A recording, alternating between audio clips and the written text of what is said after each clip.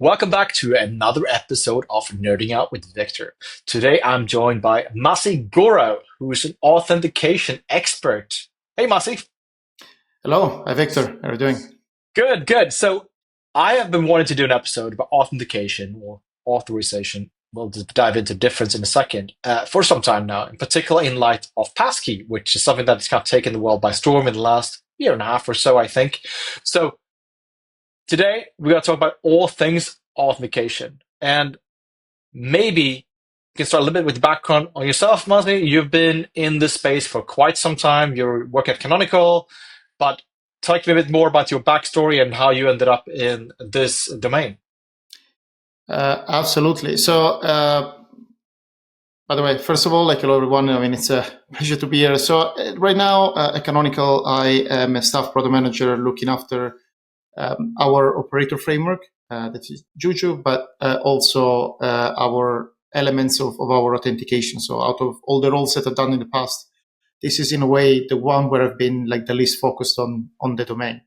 Having said that, my first foray in the world of software development and IT was now 17 years ago, and it was primarily focused on the area of authentication. And I cannot say that I willingly like ended up in there. It just so happened to be the once you join like a very large company, you're put on a project that happened to be in my case Oracle Access Manager, like a product that is now defunct, but still used to be very popular back in the days in the early 2000s. And then from there I sort of like taken multiple roles, first in the area of consumer identity, then more enterprise identity, then more on the governance side of the identity space, worked at Okta, had my own startup, and then eventually landed at Canonical. So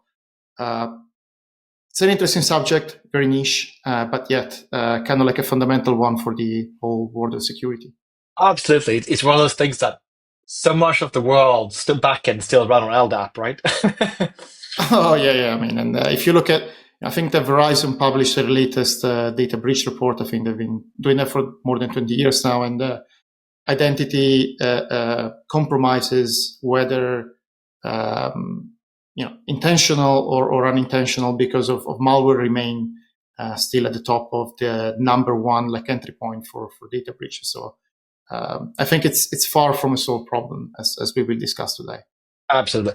All right, let's start with, I guess, a history lesson, I think. So, kind of alluded to LDAP before, and I guess SAM and LDAP kind of is where a lot of authentication kind of started. Maybe we start with there, or if you want to go even further back in history, I'm happy to go down there just to have like some foundation here. Yeah, I think that I'm not an historian by any means, but the topic of authentication like really dates back as the history of the first computers, where effectively that needed to be shared in the beginning. It's not like today where we have like smartphones and laptops, and they are ubiquitous, but they need to be shared between different people in research institutes and universities, and sort of like that's where the idea of having different user spaces or sort of like came into the picture. Now, in terms of the protocol and names that everybody knows, if I'm not mistaken, good old days, Kerberos, I think it was an MIT project in the middle to late 80s. I mean, probably definitely way before my time, but in the world where internet was not in the picture, I think it was and still is to a certain extent the de facto standard for federation. Now, if we approach more of the like early 2000s, that's when that the fundamental concepts of how you do authentication, or you handle sessions, the part like never really changed. But what changed was like a growing interest in establishing federation standards. So effectively, how to represent identity and authorization of a specific person or system across the boundaries of a system or the boundaries of an enterprise. And so, the early 2000s sort of like saw the rise, or even before that, saw the rise of SAML first, then, first SAML 1.0, 1.1, 2.0, and like Shibboleth in the middle. Those were the years sort of like where I started my foray into authentication. But then at the same time, OpenID and OAuth sort of like started gaining grounds all the way till the modern days, where effectively they are gaining like a ever increasing share of the market. Yeah, OpenID. That's something you don't hear about every day. They had a very popular days. Like it must have been like early 2000s. There was a big wave of that, and then kind of it didn't go away. Of course, still a big part of the backstory, but yeah, not something you're exposed to. Back in the day, before SSO, you could do like log into web pages using OpenID, which is yeah. I mean, I don't think that there are many companies that still maintain their OpenID servers. Canonical does. That's all I can say. I mean, which I find very, very, very, very curious. But yeah, indeed. I mean, right now, most of the sign in with X buttons that you see, they tend to use OpenID Connect behind the scenes, with the exception of Facebook being a very peculiar case. But that's, I guess, a little bit of a different backstory of its own. Absolutely. All right, cool. So we talked a bit about backstory, and what are the core concepts, I guess, in authentication, or permission structure, I should say, as a bigger umbrella term, is the concept of authentication versus authorization, right? So maybe we spend a few minutes on like, why is it different? What does it matter? And why is it important to differentiate the two? Yeah, I mean, I'm glad you asked, because normally when we talk about identity management, it's one of those terms where it means different things to different people. Now, when I approach the subject, with my coworkers or newer team members that are not necessarily exposed to the domain, I tend to explain that, in my opinion, there are 5 macro functional areas that fall under the realm of identity management. First one being authentication, that is the act of verifying that the users are who they claim they are, whether they are like people or personal users, it doesn't really matter. Then there is the concept of authorization, that is sort of like the act of verifying what the actor can do on which resource. And I think that this is important, right? So an authorization, it's not I have certain permissions and these are ethereal or abstract. Permissions are always to be tied to resources. And even when you say like that, there is you install a new system and you have a super admin, that doesn't mean that, the person can still perform administrative tasks on all the resources of the application. So again, important what you can do on which resource. Then there is the concept of federation. That's what we were discussing in the beginning. Whether it is with Kerberos, with SAML, with OAuth, and whatnot. It's sort of like the act of representing identity information, whether they are authentication or authorization, across multiple system boundaries. And I think that that's also the area where there is the highest amount of standardization out of those. Then number 4, user management. Again, sort of like adding, removing access, permissions, identities, and whatnot. It is a part of every identity management system. And then the 5th is sort of like what underpins all the aforementioned ones, and is the identity governance, right? So the idea that is that, especially in enterprise use cases, but also in personal one, you need to make sure that you have attribution, and so that you're able to say who did what and whether that action was authorized. Right. Okay, so we have like a bigger picture of these terminology, because I think they are important building blocks for this. So kind of alluded to SAML, we also have single sign-on or SSO. Maybe let's talk a few moments on like these building blocks, right? Because unless you worked in enterprise or you build software for enterprise, SAML is something probably you never touched. You should probably be happy for that. But let's talk a bit about how SAML and SSO is different, and kind of like the building blocks, what makes up the two of those. Yes, indeed. So SAML is in a way the sort of, I want to say the granddaddies of those kind of protocols. So it is fundamentally like a XML based protocol, and the one that you normally encounter to this day is the 2.0 version of the spec, which was, I think, became popular around 2006. So there are a couple of so the way it normally works is that there are three actors. So the service provider, which is normally the kind of like the server that you are trying to get access to a specific resource. There is a user agent, which normally is a physical person with a browser. And then there is an identity provider that is the system where you prove that you are who you say you are, right? So in the case of SAML is it's a fairly complex protocol with a bunch of back and forth and chatter that first happens between the service provider and the user agent, where there is like a request for a specific resource, that followed by a redirection to the identity provider, and then like a subject to a successful authentication request, a response in a specific like XHTML form that includes, as I said, like a XML structure with things that are called assertions that represent certain attributes of a specific person. Those are things that sort of like need to be previously agreed upon between the service provider and the identity provider at the point of integration. So like it's something that normally the system administrator configures a little bit before all of this dance, all of this back and forth happens. And then you have two types of SAML, right? You have IDP initiated, and what's the other one? I'm blanking. You have two types of SAML dances, right?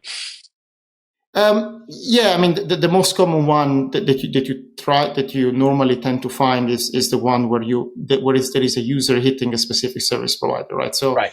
I have an application X, I mean, whether it is SAP, for example.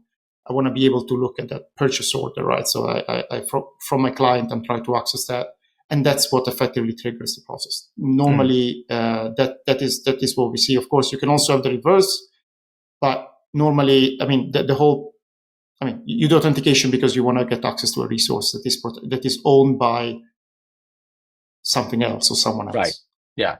All right. So that's SAML, and then I guess SSO is the modern version of that, essentially, right? Which is what if you have login with Google or with Azure or whatever, that's essentially an SSO.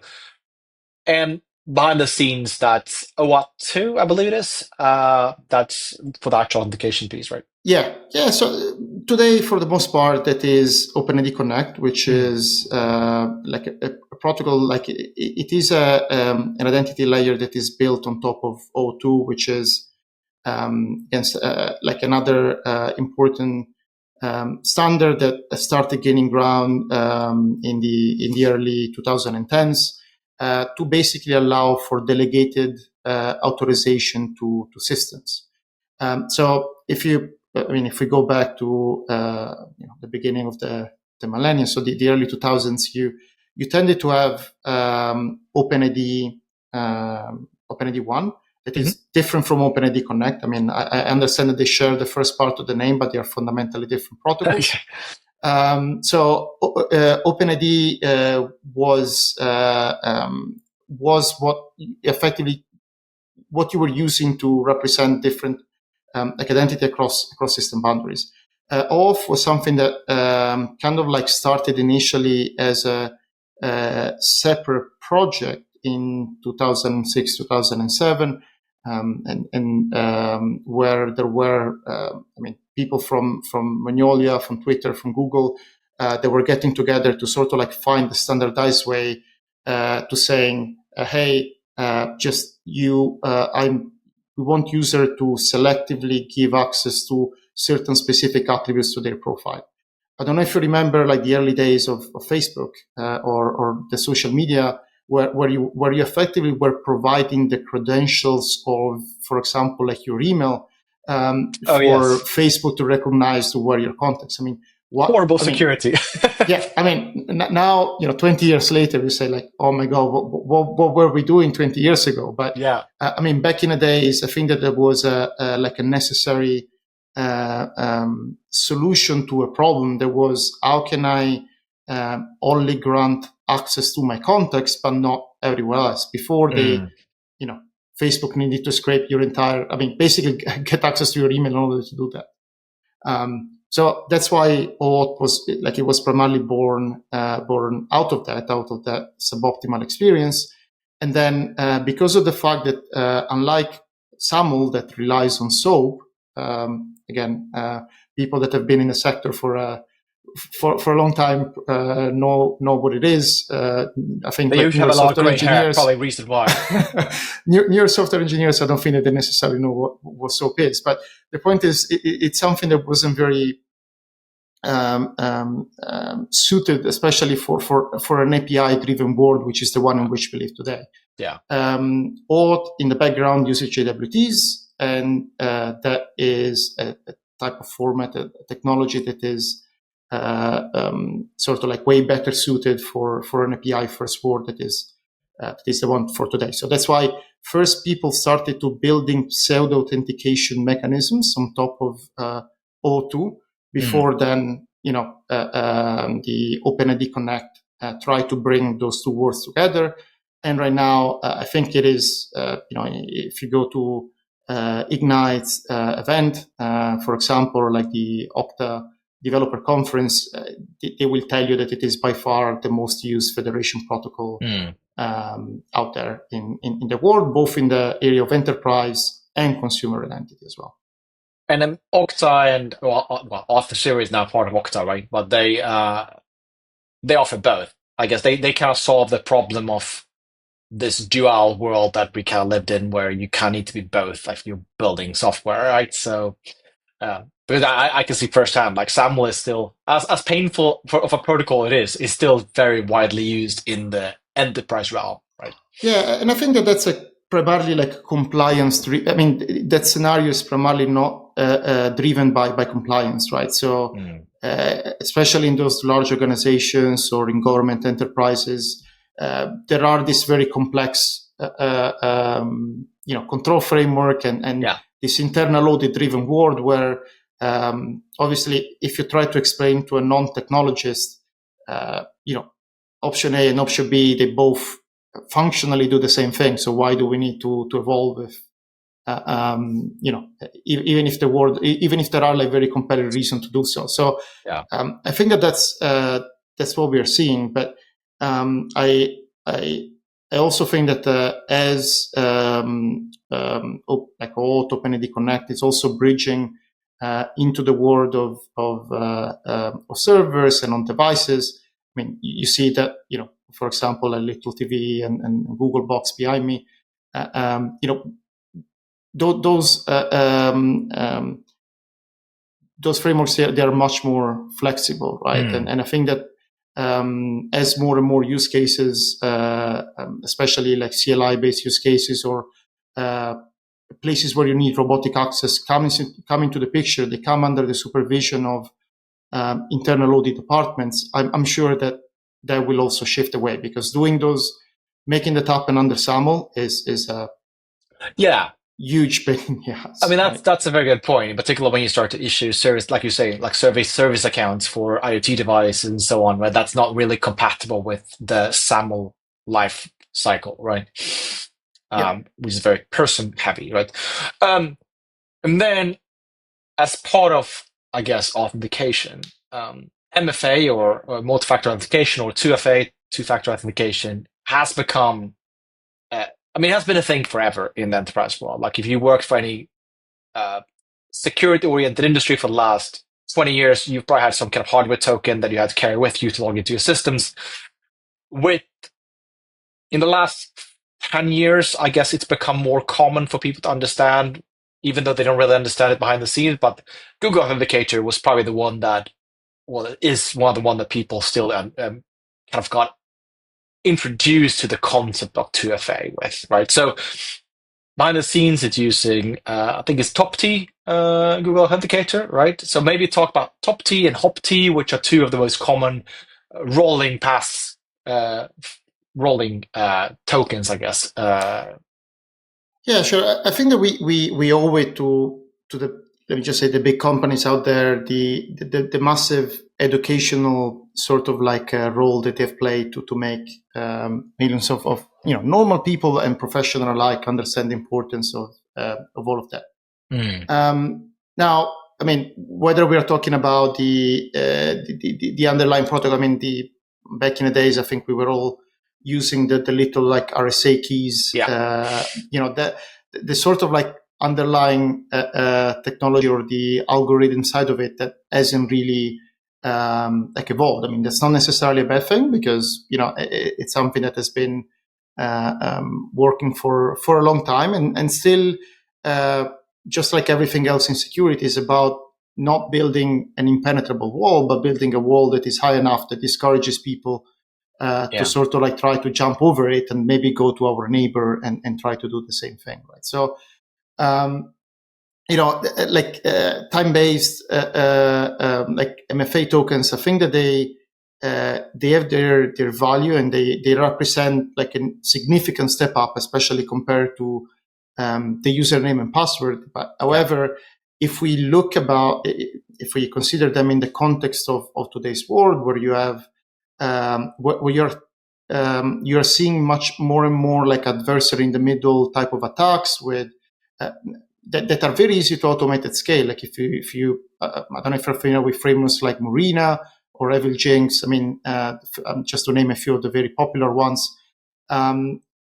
They are not enough, right? And it is, I don't want to say very easy, but like not very hard to sort of like circumvent these protections and effectively act on the next weak link of the chain that is stealing cookies and sessions, right? Because oftentimes we forgot that those sort of like opaque tokens live for a very long time in our browser.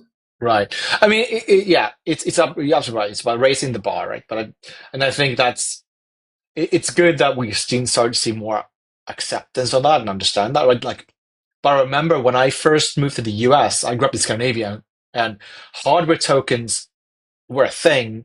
Like in the early 2000s, all the Scandinavian banks used them back then. And I remember moving to the US, and I signed up for the bank account, and it was just like, oh, here's your username and password. I was like, but surely there is more protection to my actual bank account.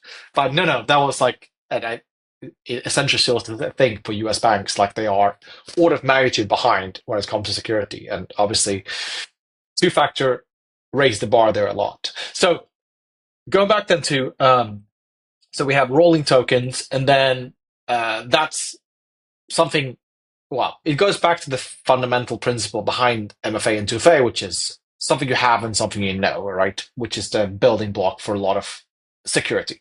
Yeah, I think it's you tend to talk about the three main factor, right? So there is like knowledge, right? That is the password, right? The password is something you know. There is the concept of like inheritance, that is something that you are, right? So like the fingerprint, your face. And whatnot. And then there is the concept of possession, right? And the hardware tokens in the case, or whether we're talking, I mean, those YubiKeys or something that they tend to like at least loosely sort of like fall into their broader category. And the idea is that like two-factor, I mean, having two or more factors sort of like tend to be tend to present a much higher wall to an adversary. That doesn't mean that all second factors or all factors are created equal, right? There are obviously ones that present a much higher assurance level. And by the way, the concept of assurance levels in authentication is something that you can research about. It is a formalized concept, like what constitutes like a assurance level, like 1 or 2 of a specific authentication. But again, I think it's a kind of like academic / compliance concept, but nevertheless an important one to mention. And so that's why after those hardware tokens, companies like I think that there was Duo, Okta, Microsoft, they sort of like started coming out with their own authentication apps, right?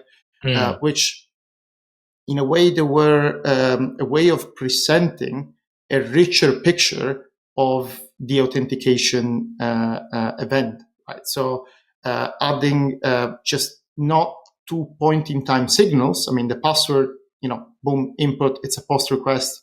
The TOTP, it's a single post request. But maybe if you have an app on the phone with sufficient permissions, you can sort of like, for example, understand or also log whether the IP address is consistent with the one from the browser, right? I mean, is the phone in China and the person in America, as an example? Or likewise, there are, in certain cases, also certain behavioral data points that are added into the mix, right? So the accelerometer, was it recording the phone going up and down or staying on a desk? Or so again, I think that the point is all about, just like with everything in security, is do I have reasonable assurance about a certain specific event? And what is reasonable, the idea is that as time goes by, that what reasonable is sort of like keeps going up.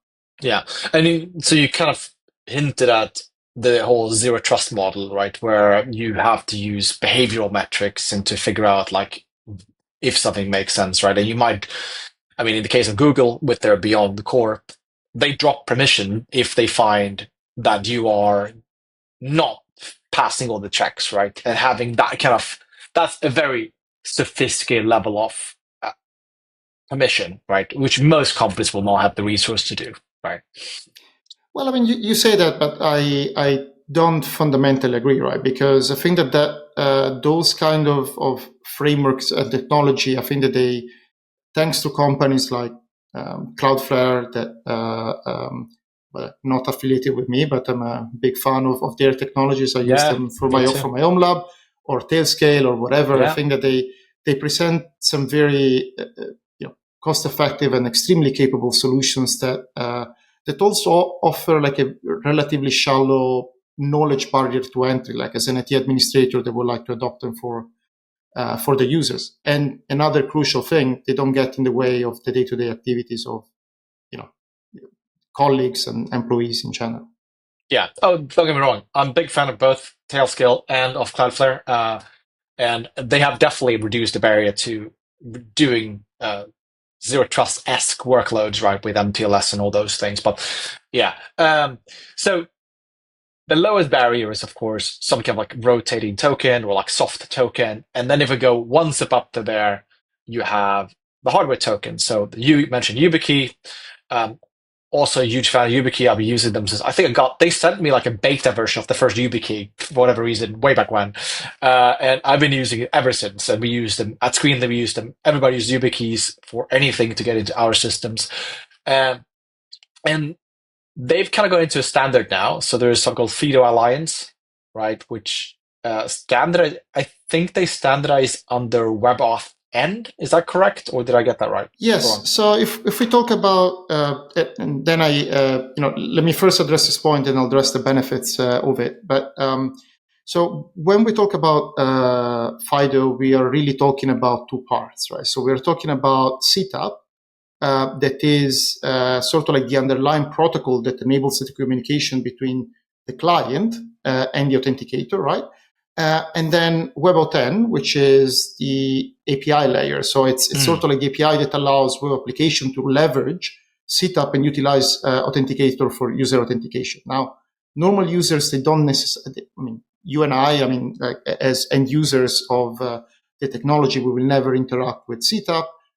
We will see we will participate in the WebAuthn dance, but it's all, I think it's useful to understand the distinction between the two, because let me just say, many years in authentication has been around for a very long time, and this is the most effective initiative that we as the companies had to unify around a specific standard. So. And just to explain it with an analogy, I think that the one that is normally presented is if you want to do like an online food order, CTAP, it's sort of like the phone line that connects you to your favorite pizza place, and then WebAuthn is sort of like the pizza menu, right? So right, that allows you to sort of like choose what is the specific food that you want for your order. Now, in terms of the benefit, that was the first part of your question.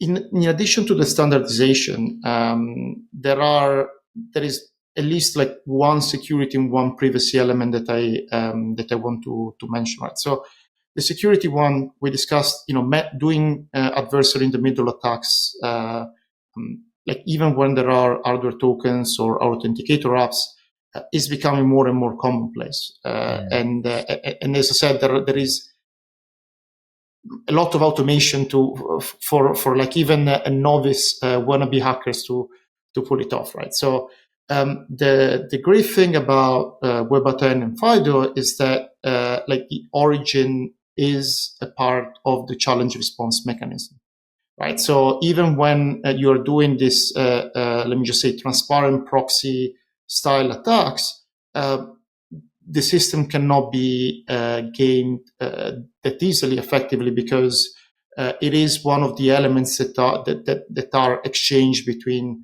the client and the backend API.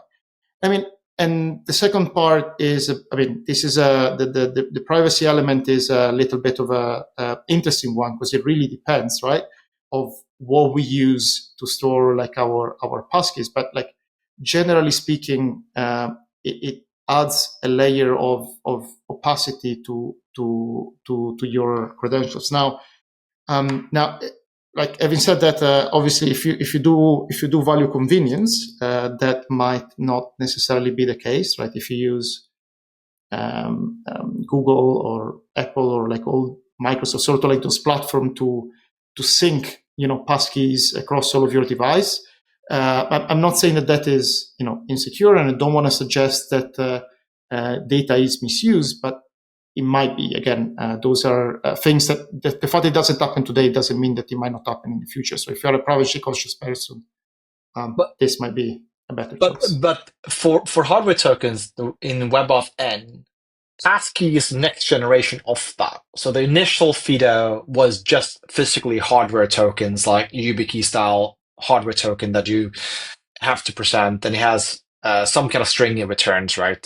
So you register your passkey in there, and then passkey is kind of like the next generation that we are exposed to now. So let's come back to that part, because I'm curious about, and I have a lot of things about passkey. I wanted to focus on the hardware token side of that first, which I think is different from the passkey part of it. Yep, go for it.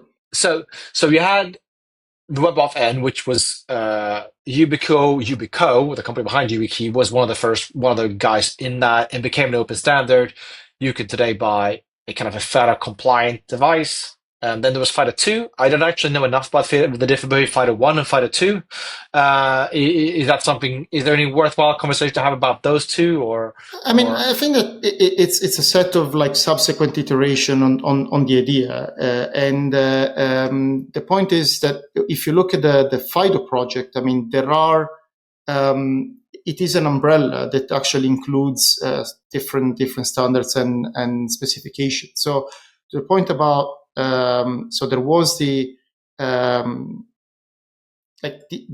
beginning of it was the universal authentication factor, UAF, that was proposed, I think, 2014, 2015, or something along those lines. And together with that, there was the U2F, the universal second factor, sort of like spec, which informed part of the FIDO2 standard that came around a year later. And the idea is that sort of like a single project or initiative split into two, which are the two ones that I mentioned before. So the FIDO2 that then resulted in the WebAuthn draft, that is something that is shepherded directly by the WTC, and the setup, right, that was the sort of way to standardize the communication, like the protocol that standardizes the communication between the client and the authenticator, right? So I think it's been like an incremental an evolution journey of a concept. So what we have right now is fairly stable, right? And I think that like empirically, I don't have hard data on this, but like as a end user and consumer, I see it adopted on more and more websites. I remember in the beginning it was just like only a few enlightened people, like companies like Google or PayPal that were sort of like doing that, and now I mean even my Italian bank, which, as you can imagine, is not at the forefront of technology, is actually doing it. Yeah, no, but and I think that was great. Like they raised the bar significantly. Right now, you could still argue that this is still a very tech product, right? It's something that companies would issue, and very few consumers would go out and buy. Because if you want to buy a YubiKey, they're pretty expensive for like a consumer. Like very few consumers buy it.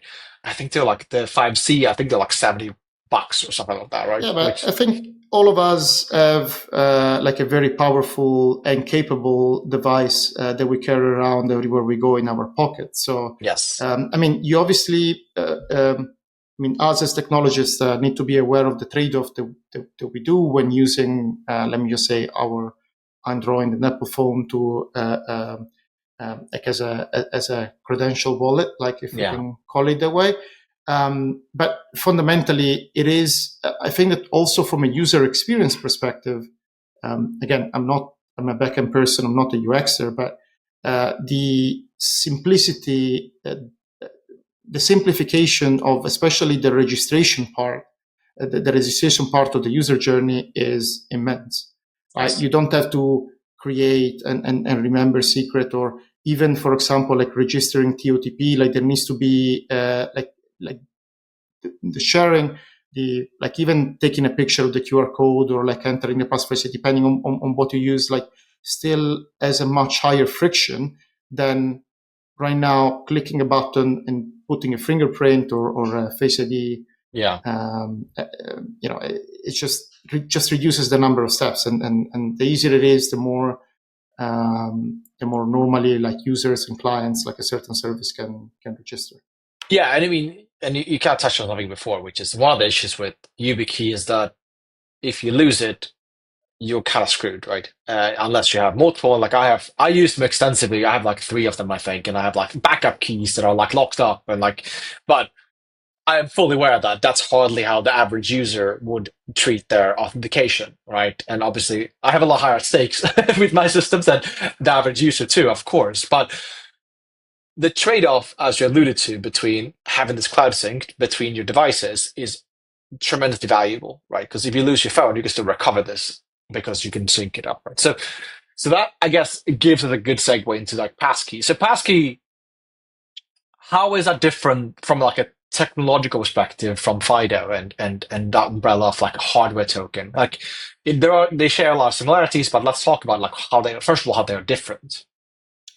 I mean, it is just say if you go for this standards that are like tens or like if not hundreds of pages. I mean, you sort of like find the seeds of that like all the way since the very beginning. I mean, the point is that when you complete like especially with the with the current standard, when you complete your registration, effectively your authenticator stores a set of information. So your credential ID, your public and private key, I mean, in this case for the specific service, user information, I mean, like your information, and crucially, like a domain name that is what gives you the resistance to adversary in the middle attacks that are like becoming more popular these days, right? So I think that it's a way to standardize something that let me just say some public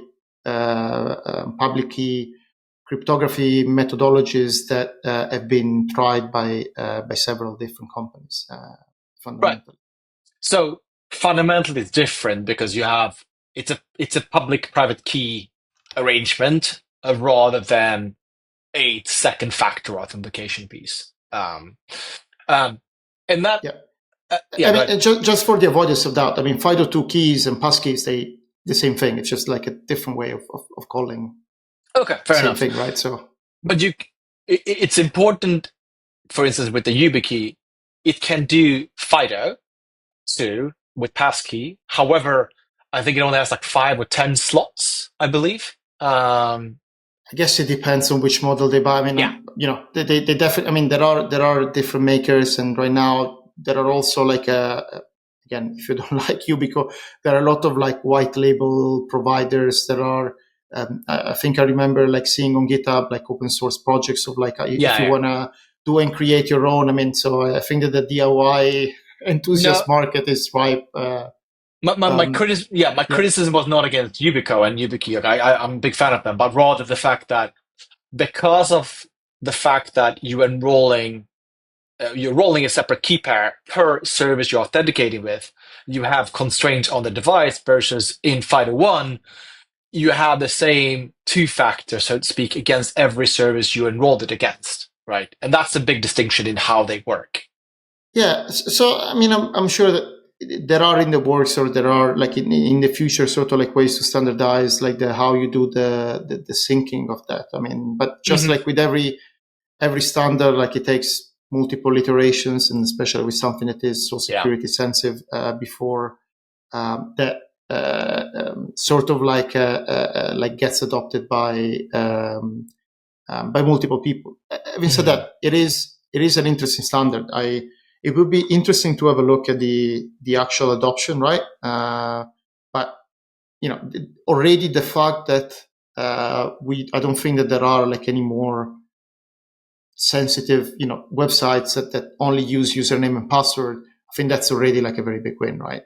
I mean, we are obviously like 5 to 10 years ahead of what the general public will see and will experience in their day-to-day life. But I mean, we are unfortunately still seeing still seeing websites using SMS as two-factor authentication, including all the UK government services, which is not great, right? But at least in the UK compared to the US, we are less aggressive in recycling phone numbers. And I think that is again, there is the spoofing use case. I mean, obviously, but like in the US, this is even like a much more problematic, because in the space of literally a month from when like you stopped using or you stop paying for your phone service, someone else might effectively have it.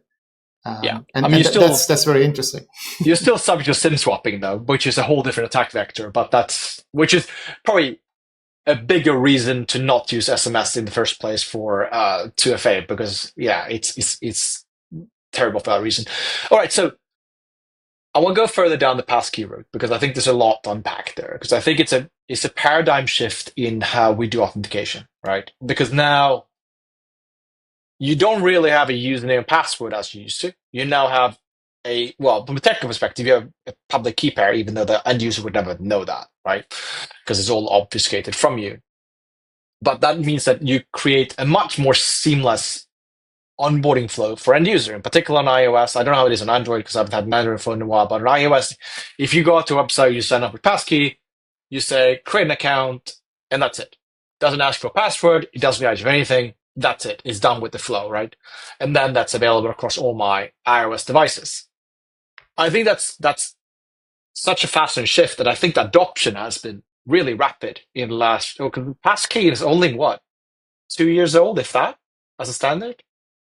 I think a little bit. We'll need to double check, but like definitely like a little bit more than that. I think that the latest setup, I think it was approved in 2018. So I mean, it's been okay. Fair enough. Probably, okay, so it's been a little bit of years, right? But it's also true. I think that that was around the same time, probably when like secure elements were being like installed on not only on phones but also on laptop and Windows Hello and whatnot. I think that they like everything sort of like started coming around the same time, right? Yeah. And let's not forget that it's not just a matter of like the capability of the device, but as an application developer, right? I mean, you need to have the right set of libraries, the right set of SDKs, and potentially the system that you're using needs to enable the use of that technology. So there are a chain set of dependencies that have to be considered, right? When it comes down to the adoption. And yeah, 100%.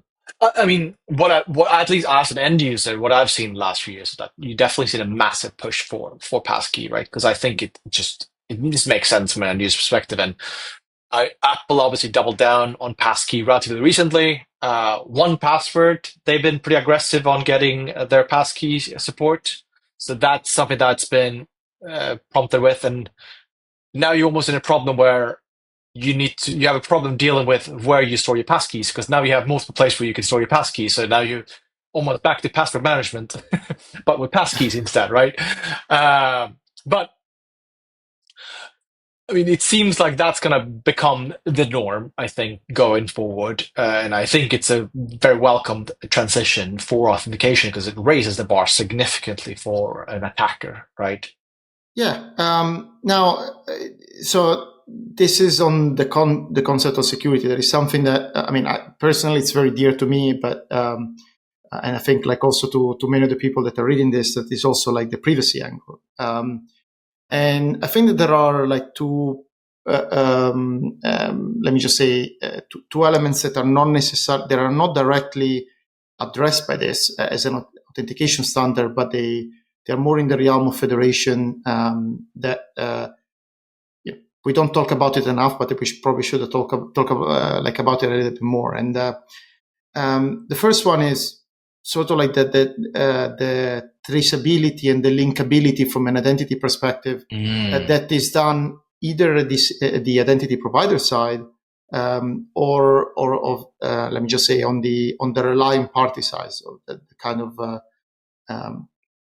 place where the application that you want to access. I mean, so those are, whether we are using username and password or passkeys or something like that, they are sort of two macro problem categories that, for various reasons, they don't have a clear path or a clear solution to that. That's a very good question, because I never thought about that. Where it's who actually manage identity of passkey, right? Because if I say I'm foo@bar.com, who can verify that? Because I can issue a token against that, and then you would enroll the public token, so the authentication dance would work just fine. But there is no verification flow against that email address or whatever identifier you're using. Well, how is actually the identifier tracked in that scenario? Because that's an important one. I think it's more about the fact that whether we like it or not, there is a large amount of consolidation on the identity provider side, especially I'm talking about the consumer identity use case, right? So not for enterprises, but for let me just say people shopping around the internet and whatnot. And so there aren't a lot of players in that space. The market is fairly concentrated. Yeah.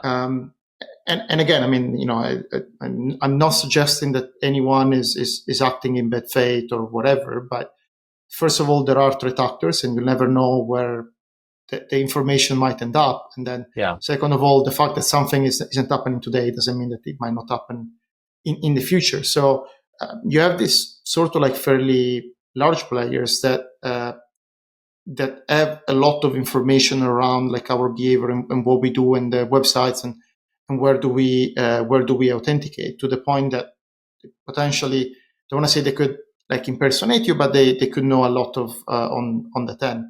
And by the way, the same happens on the other side, right? So if there was a large enough number of colluding relying parties, again, you might potentially be able to profile or understand a lot about the behavior of a single specific person by his or her own activity on such websites. And I think that the main enabler for that is that, regardless of what you use, the way it normally works is that you would use a passkey against Google or against, Zero, Okta, Ping, pick your favorite. But then that system would be federated with the actual system that you're trying to access by means of, potentially like a OAuth token, which is something that wasn't really, it was designed with privacy in mind, but with a different type of privacy, right? So it was differential access to information rather than kind of like non-leaking details about, let me just say, about the specific user account or the behavior in aggregate. All right. So in that scenario, then my identity provider that I'm issuing from is from like Apple or Auth0 or Okta. They are the one that I'm communicating with, and then behind the scenes, it's then probably OAuth2, right? Okay, that's interesting. And that brings us to like passkey in the enterprise world, right? How would a scenario like that work? How would well, let me ask you a different question. Is passkey something that can replace OAuth, replace SAML or SSO, or would it sit on top of that layer as an identifier prior to the SSO? That's a very good question, right? So it's not going to replace it, right? Because if you recall the macro functional areas that we discussed at the beginning of the episode, passkeys have very much to do with authentication, right? So with the way you prove who you say you are, which, whether you use Okta, whether you use, I don't know, Keycloak that you self-host, I mean, whatever your sort of identity provider of choice is, that's what you use against that. And then the how, Keycloak or Okta or whatever, Google communicates certain information about yourself, like the groups that you belong to or whatever, to the target system. That is where SAML comes in. That is where OAuth comes in.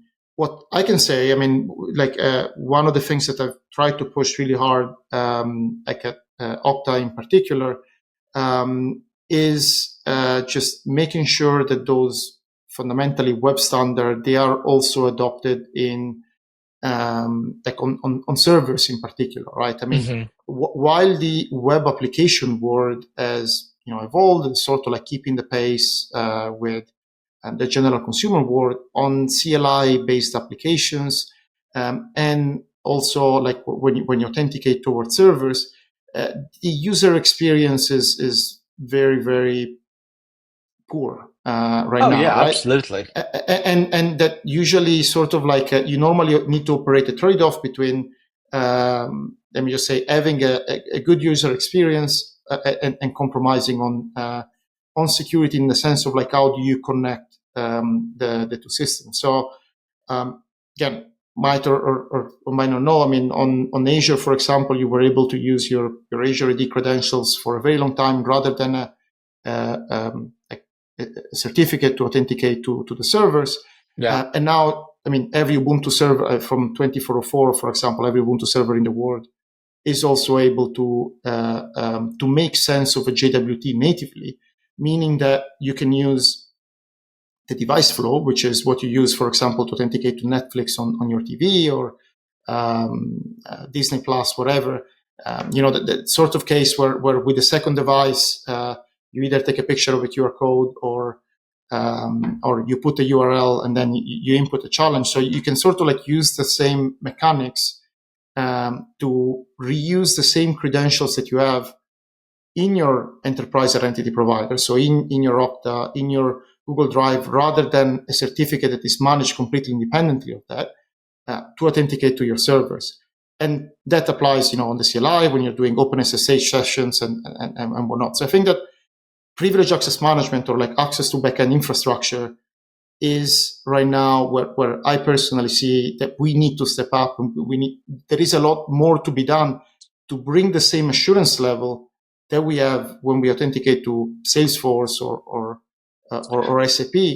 Also, when you authenticate to that, rather than resorting to esoteric VPNs and all that stuff, right? That only frustrates users. It's a really interesting one, right? Because the server application world is done very differently, right? It's usually like, I mean, we use SSH keys usually to manage access, which then in turn need to be managed. And if you're a really savvy shop, like I know Facebook or Meta, for instance, they use PGP keys for authentication over SSH with like time expiry and all those things. I personally think that the best solution is OpenSSH certificates. So that is what I wish more people knew about it. That's what I meant. So OpenSSH certificates, they are great because they also allow you to encode what are the commands, for example, that the user can use. So I think that's there, but like setting it up and I think that whenever you have multiple authoritative source of identity, I think that that's where there is a much higher risk of things getting out of sync and what happens when there is a leaver or a mover in the enterprise. While if you can centralize, if you can make it easier for the IT admins that are extremely overwhelmed with a ton of different tasks to take care of this specific issue, I think that, Yeah, I guess a fundamentally different thing between the web and a server is that a server needs to work in offline mode. And that's where a lot of the auth flows break, right? If you can just make an API call and see, is this a valid claim? Relatively straightforward. But if you have an outage and your network is down on your server, or your egress is down, or your internet link is down, you still need to be able to authenticate to that server. And I think that's what makes a huge difference, because it needs to work in offline mode. Yeah. And I mean, though the big, the Optans of the world, they all have their own like proxy solution. They're offline. Let's say you're using one of those, like you always have the sort of solution that do a certain amount of like sync and replication offline. So that's fair. But like even when you're using OpenSSH certificates, for example, you would normally resort to something like Vault as the store, the database, sort of like for that, right? So I think that similar challenges like applies. There are obviously cases where you literally have just one server in the wild disconnected for everything. Yes, but I think that those are like more niche scenarios rather than I have my I don't know, VMware, OpenStack, whatever, sort of like infrastructure, and I need access to that. I need to distribute keys. I need to tell like Joe can only access 1, 2, 3, and Mary 4, 5, 6. And that's, I know Tailscale got some offerings around that. I haven't toyed with that, but I know they have like an SH. You can SH through Tailscale, and they issue keys for you, which I presume are short-lived, but I haven't actually looked at that. That's an interesting one, and because what they do is effectively they spin up like a Go SSH server in the back. They don't use the native OpenSSH server of the host, but they actually spin up their own one, which is what they use to effectively do like all the dance that their solution does. Which I think is, again, it's very interesting. It's not too dissimilar from what, Cloudflare with Access is doing on their end, Cloud4D, whatever it's called. So I think that they are like interesting solutions that take in a way that they kind of like detach a little bit themselves from the server, but they bring like a exponentially better user experience to the mix. Yeah, I like that approach, because essentially then Passkey becomes your source of truth, if that makes sense. And then you issue, based on that, you issue a short-lived token, which, let's be real, a lot of people, even developers, they don't even have passphrase on their SSH keys, and nor do they rotate them very frequently, right? So one of those SSH keys leak, and game over, you have production access, right? So if we can enforce more short-lived certificates, that's a massive win for security, right? Yeah, and even if you want to live in the in a world of just OpenSSH certs managed with Vault, because you don't want to try this sort of like new age, passing JWTs to servers because it's too novel, for you. Like Vault does offer integration. I don't know which one is in the free version, but definitely OAuth is in the free version, meaning that you can federate it with your identity provider of choice. Yeah. Let's say it's Okta, and you can use, Passkeys at Okta that, unseals the vaults, gets you the cert, and whatever everything else sort of like happens after that, right? So there are ways, and I think that from a company perspective, it is a no-brainer. Like they should be used everywhere else, and I think again, like Passkeys in conjunction with an identity provider that is federated either directly with the server or with something like Vault for backend access. You could achieve the same level of security, obviously, just load inserts on YubiKeys. But again, revocation, management at scale, when you have 1,000 people and whatnot, I think it suits more an individual use case rather than an enterprise one, in my personal opinion. Oh yeah, no, I agree with that. I mean, it becomes, I mean, even PGP, which is kind of the gold standard of security, that's never ever gonna die. It's managing that as an individual is hard if you want to do it right, but trying to do that at scale as an organization is extremely difficult. So absolutely, like you don't want to have to fly in everybody to do key signing parties and whatnot, right? Because that's is probably not the best use of your company resources, right? So absolutely, if we can fold that into but it's interesting, like how these actually come full circle with server management and how that ties together. I never actually thought about them together, but actually, Tailscale is actually in a very unique position there to actually do something really clever on that. Even though I guess Google could as well if they wanted to for that. Yeah. I mean, Google doesn't offer the server component in their commercial option. I think that they're like a beyond core zero trust solution is a little bit more focused towards web use cases. Yes. Yeah. But there are a lot of companies. I mean, Cloudflare and Tailscale, they are the two names that are on top of my mind. But again, I'm sure that there are a lot more. And as I said, we've taken a similar but different approach where we use the OpenSSH. We use a component that talks directly with PAM with NSS to sort of like make that negotiation happen. If we're talking about obviously Linux server in that case, but fundamentally, I do believe, and as Canonical, we do believe that that's where the world is going, right? Because ease of use wins over everything else always, like no matter the sector, right? Absolutely. All right. That's something I would curious to zoom in on at some future point, because I never actually played with that side of the server. But that's interesting to see that there is stuff happening around that as well, because I think, hopefully the days of managing users with Ansible, Puppet, or Chef and the likes of are over. It's never fun.